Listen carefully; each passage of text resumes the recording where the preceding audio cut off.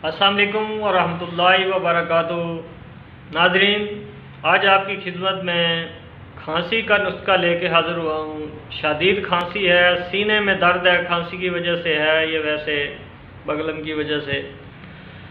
तो नाज़रीन, इस मसले के लिए ज़बरदस्त नुस्खा है, आज आपकी खिदमत में पेश करूँगा।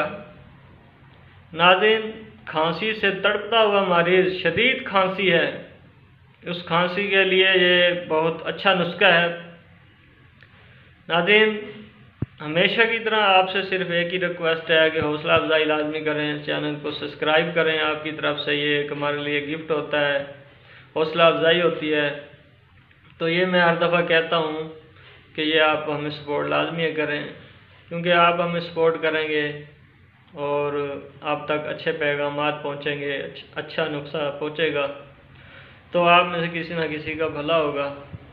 तो नाज़रीन, बगैर टाइम वेस्ट किए आपको मैं नुस्खा बता देता हूँ। शिंगरफ 1 तोला, फलफल दराज 5 ग्राम, दोनों को बारीक खरल करें हत्ता कि इनकी चमक ख़त्म हो जाए, दवाई में से चमक ना आए, चमक ख़त्म हो जाए।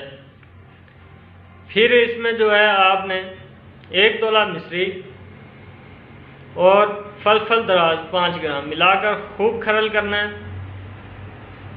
इतना खरल करें कि मसल गुबार हो जाए।